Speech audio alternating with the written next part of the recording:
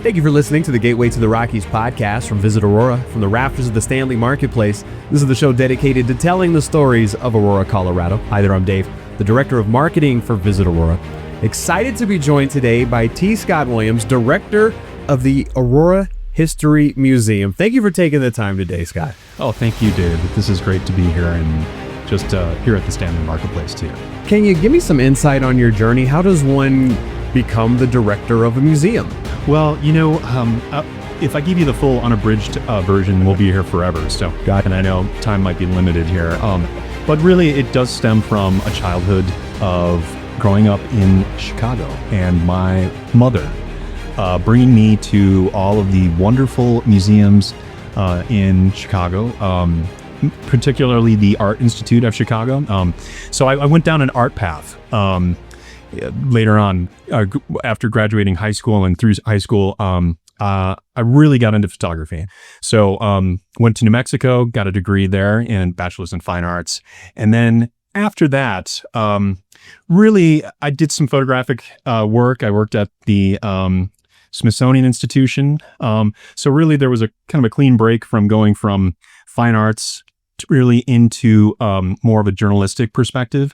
And that brought me to the Smithsonian Institution in Washington, D.C., where I was an intern there and then worked there. And that really set my course for museums. And then a stint with the National Park Service for 15 years. Wow. Where I was able to do a lot of photographic work there too. But during that time, I was able to get some graduate work done and at the George Washington University as well in Washington, D.C. So that really set my course for museums. Can I ask you a little bit about being a part of the Smithsonian Institute? When you get there, just that infrastructure there, I mean, it's elite, world class. Is it, I made it? Is it imposter syndrome? Is it everything that you thought it would be? Psychologically, what was that experience like? I think when you're an intern and you're young, I was 22 or 23 years old. I think that, yes, you think that you've definitely arrived, and it's an amazing place to cut your teeth. Right. I was working with Smithsonian Folkways and really the photographic services, and that's where I'm dating myself a little bit there. It was right at the cusp of when everything changed into digital, so we were shooting film. But to answer your question, David, it's I think there's so many amazing people there that have so much knowledge.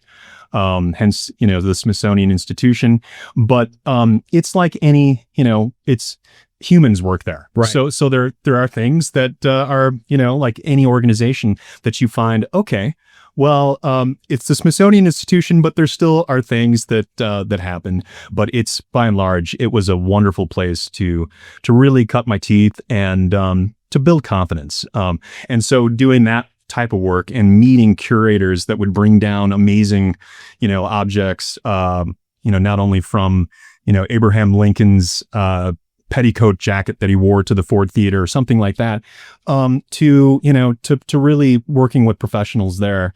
And that's, that influenced me to go in, maybe step out and get in front of the camera and do more collections management work and those types of things. Talk about photography with the National Park Service. What was your vision there? What was your scope of work? I think that because I was hired on as really truly museum collections management staff within the National Park Service, I brought those skills that I procured at the Smithsonian Institution to really help out the museum collections management, because second to the Smithsonian, the National Park Service has really that many objects in their collections all over different park units over the United States. And so my vision there was really partnering with Washington curatorial staff for the National Park Service that had a wonderful program called Teaching with Museum Collections, very straight down the line. And so what this curator would do is that she essentially would hire me from the park that I was working at to do photographic projects all over the country at different parks, such as Yosemite. We went to Vicksburg, Mississippi. We went to Death Valley. We went all these places to really shed light on museum collections. So I did a lot of studio work, but I was able to get out and do some landscape work. But it was really about shedding light on all of those those museum collections and have that object-based learning really come to light, and then work with gateway communities to get and work with educators to build lesson plans on those objects that, of course, tell us so much about history. When putting together an exhibit, do you frame the story around the artifacts, the objects that you have, or do you have a story and you look for the items that tell that story? Like, what comes first, the chicken or the egg? That's a great question, because I think it can be both. I really do feel like for instance, I think that, the exhibit that we have going right now at the museum, Prehistoric Aurora, that tells you a geologic story of not only Earth's past, but what Aurora may have looked like 500 million years ago. So we had some plant fossils in our collection. And so I think that, yes, there's an idea there, but sometimes those objects do drive what we're gonna talk about. And so of course we partnered with a lot of folks in the Denver metro area and in Colorado to make this exhibit happen. But I think on the other side, sometimes we do come in with a very concerted community. If we get ideas from the community here in Aurora, for instance, during I like to talk about the COVID times, not because I'm fond of them, but I think that we all looked very introspectively about who we are, what we're going through. And, we did an exhibit that was based on religious diversity in Aurora. And I think that some people were thrown off a little bit. We're a history museum, but I also feel like that was the concept. That was the idea, that we wanted to really find out, what are people thinking right now during that time? And so I think it's both. It's also such a poignant moment of living history. I mean, everything is living history, but it's a important dot on our collective history that you're able to document in somewhat real time. I mean, that for all the challenges that are presented, there's got to be something invigorating about that as well, being a historian or somebody who's a storyteller and collecting this information. I couldn't agree with you more on that. I think that during, times globally that everyone is going through, and then you bring that down under the microscope of locally here in Aurora, those are those universals and that you can bring out as being a human being. That's really wonderful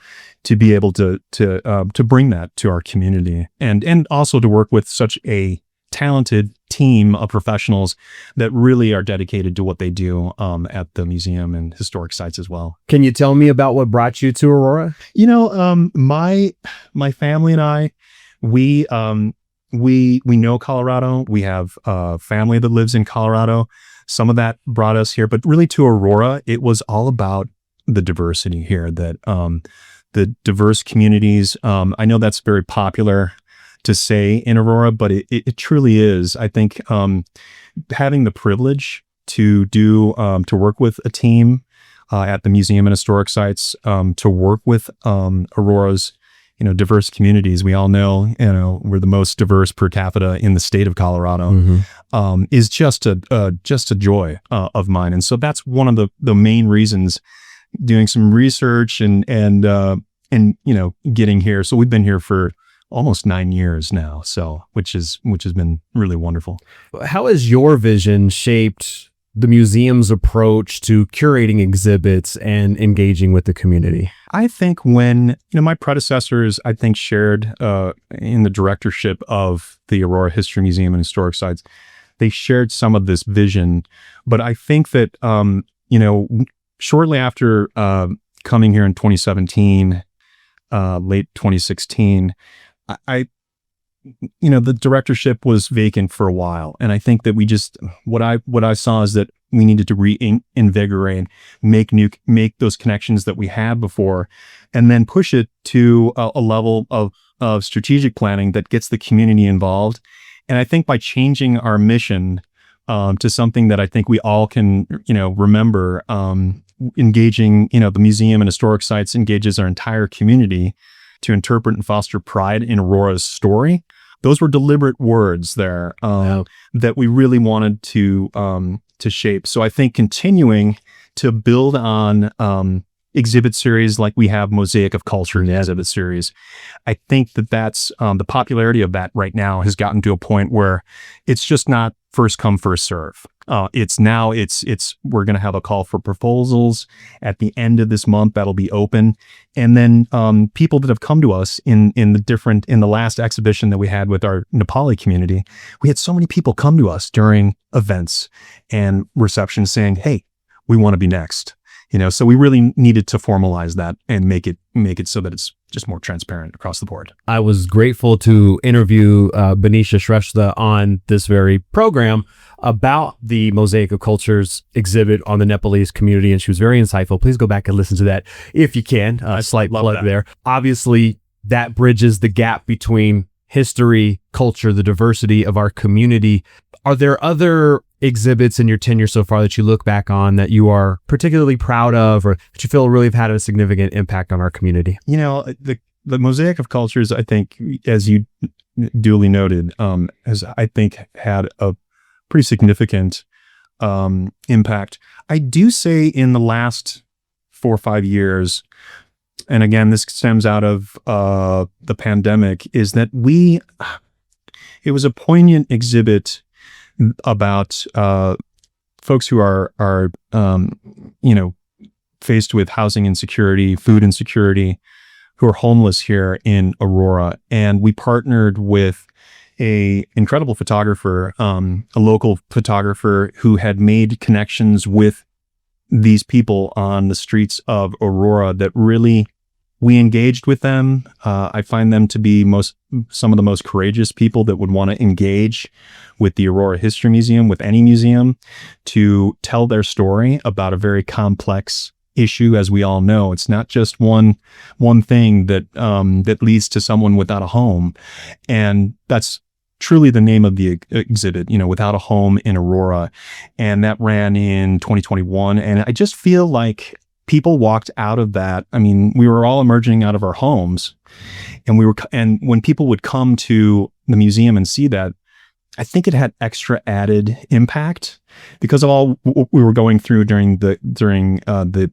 pandemic. But I also felt like it's that invisible segment of our society that people drive right past every day, right here in our local community, globally. And I think that hit home. So it's not one of those, it's one of those poignant exhibits. It's not, sometimes I think people walked out of that maybe not overjoyed, but they also walked out of that exhibit saying, how can we help? And so that one to me, in the last 5 years, that's a real hard question because there's a bunch, just a couple other that really stand out. But that one for sure, I think have some deep impact. Colorado as a area, as a region, is a hotbed for prehistoric history. Fair to say, I mean, the local baseball team has a mascot based on a Triceratops fossil that they allegedly found on 20th and Blake. So when you're going back to create a exhibit like Prehistoric Aurora, what goes into the planning on that? How do you focus in on that? And how do you collaborate with, like the Denver Museum of Nature and Science or, other community members? How does that all kind of come together? Well, first off, you need someone on your team, your exhibits team at your museum, who has been educated within not only geology, but has actually done active paleontology and done work in the field. And that is, our exhibit specialist and marketing specialist, Eric Chapman. That staff member was instrumental in really bringing this to the fore. We did have some community, focus on, we're really interested in, of course, dinosaurs, that word right there. Everybody can relate to that,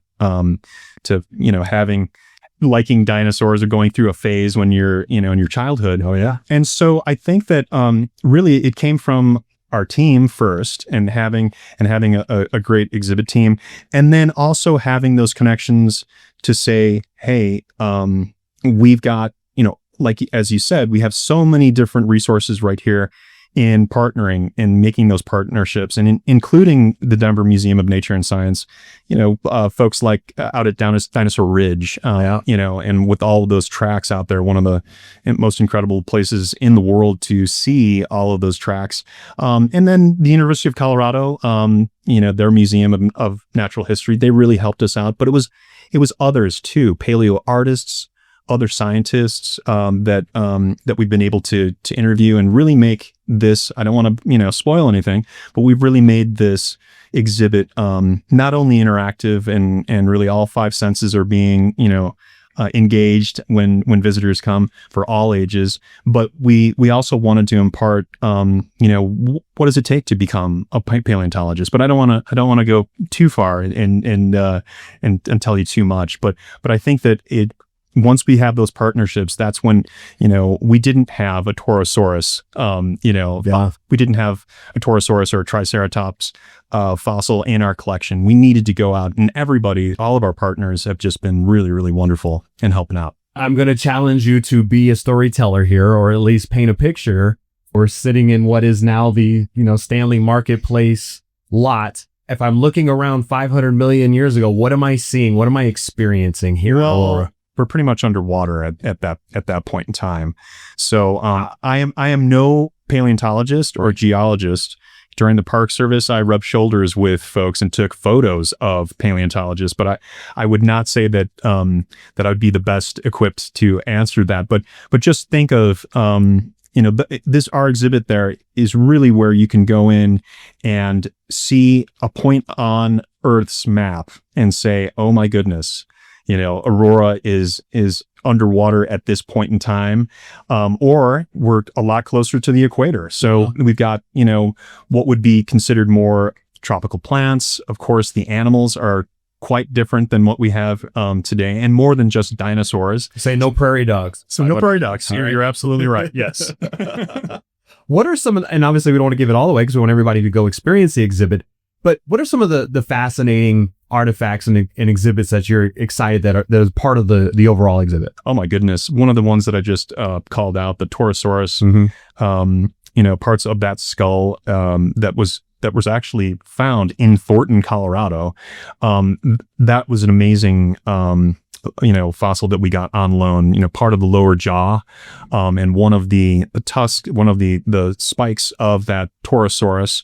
Also, we got a cast of that was produced by a fossil preparator within the state of Colorado near Grand Junction that actually came out and delivered that cast mount. So those are indeed impressive.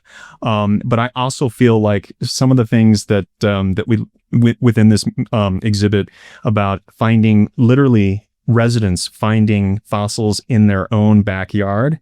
I think those are fascinating because it's not just in Thornton or it's not just somewhere else. It's literally right here in Aurora.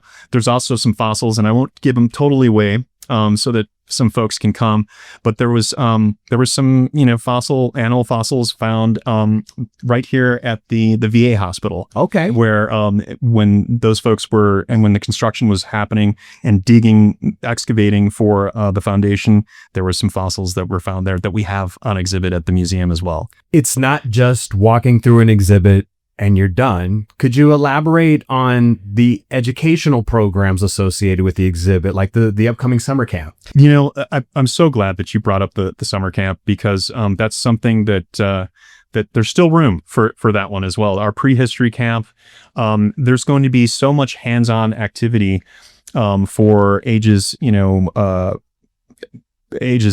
to 16 that that'll be in July. And I do feel like that one, there will be a lot of different, like I said, interactives, but also it will teach kids about, young people about plate tectonics and some of these other geologic,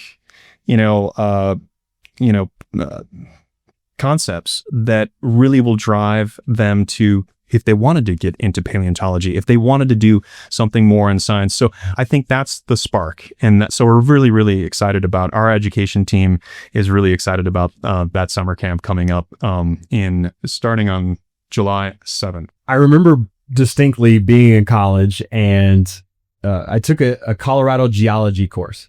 And, when you're thinking of a prehistoric exhibit, you're obviously, yes, you're thinking of the animals, you're thinking of the flora and fauna, but don't just think that the geology is just rocks. I mean, it's fascinating. I mean, this is a dynamic part of this continent, and all of the various factors that created what we know today cannot be understated. Did you find yourself learning throughout this process and taking away things that, I had no idea this region was whatever? What did you take away from going through this process of curating this exhibit? I think that largely, our exhibits team, because of like I said, their connections and bringing forth, no pun intended, they uncovered a lot of things that I think the entire team learned about. I mean, we're still learning. And I think that's another privilege of being in this position at the museum, bringing these.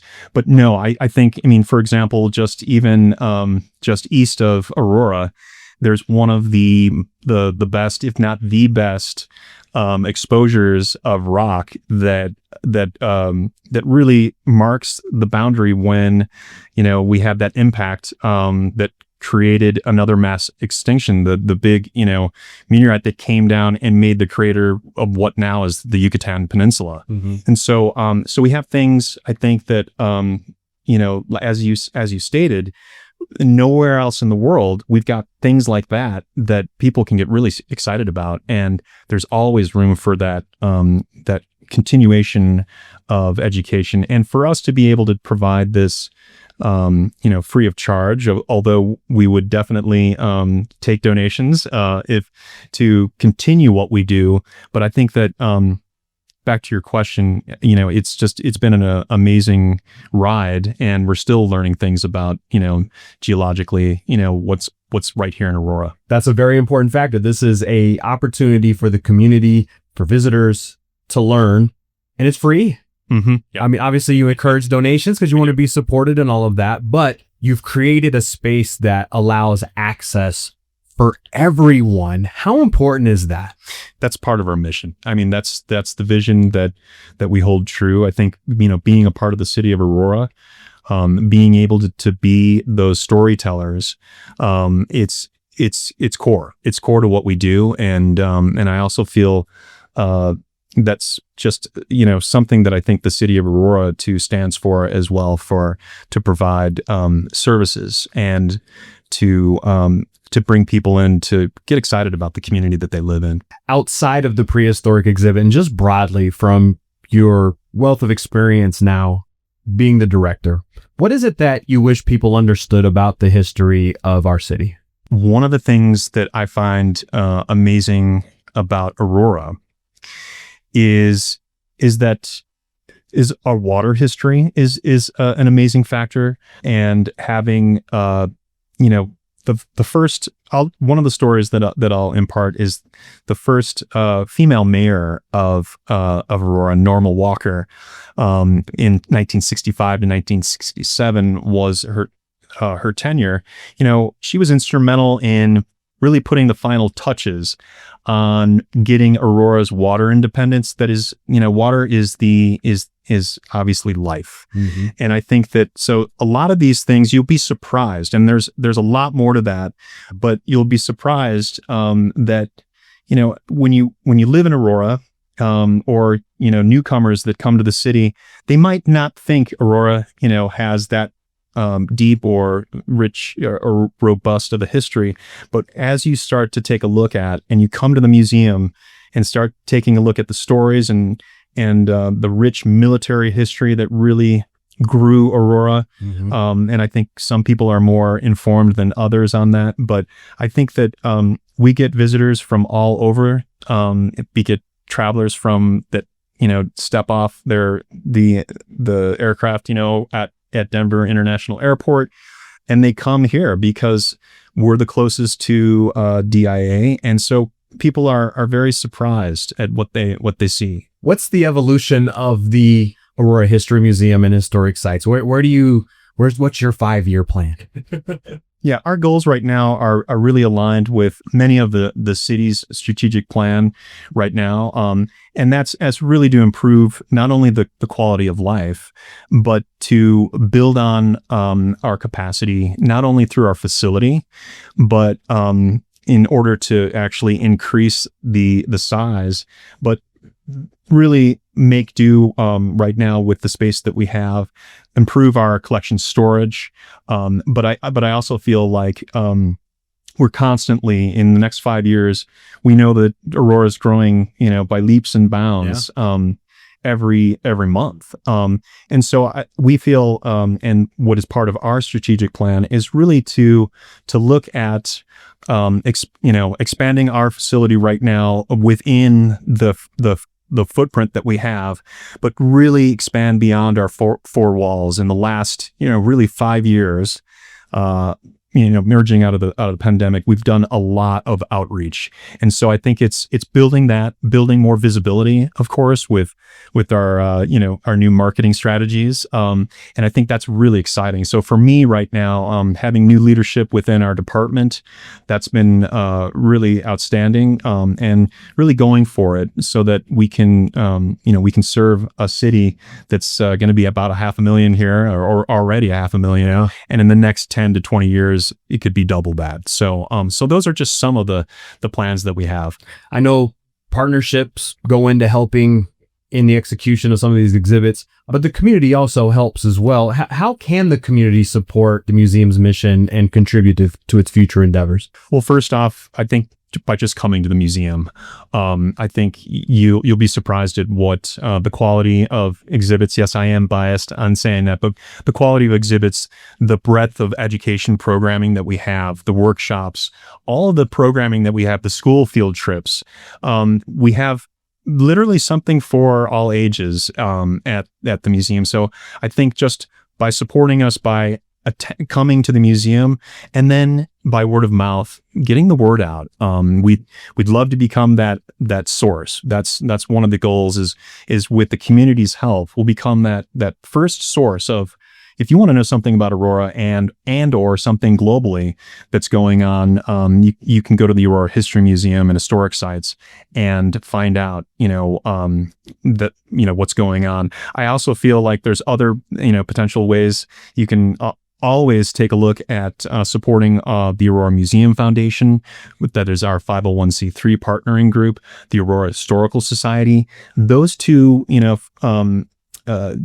groups, they really have helped the museum and historic sites grow over the last 45 years.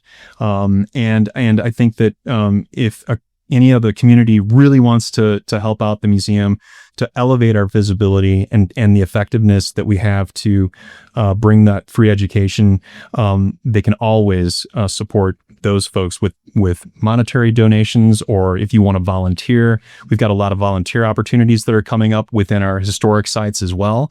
And that's a whole nother side. The Historic Preservation Office is just a whole nother way that supports what we do in the community and to really elevate that history.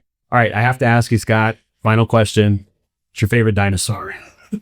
Oh my goodness. Channel 8-year-old Scott, what's your favorite dinosaur? Okay, well, it's going to be a little bit different from everybody because of my work with the National Park Service. Okay. I was a curator of record at Petrified Forest National Park when I began my career with the Park Service, or my time with the Park Service. And I will actually say that, no, it's not T-Rex. It's actually one of the first dinosaurs, and it's not this mighty, big, roaring beast. The name of this that's been given is Coelophysis. So I don't want to, that might not be the answer that everybody was thinking about, but that's really the dawn of the dinosaurs. Okay. And I think that's where it all started. I knew that you'd have a good answer for me, so thank you for that. And thank you for all the great work you're doing at the Aurora History Museum and Historic Sites. It's a very important asset in our city, and we want to scream it from the mountaintop that it's free, it's family friendly, and it's a great resource to learn about this dynamic community. Thank you so much for being here, and thank you for your hard work.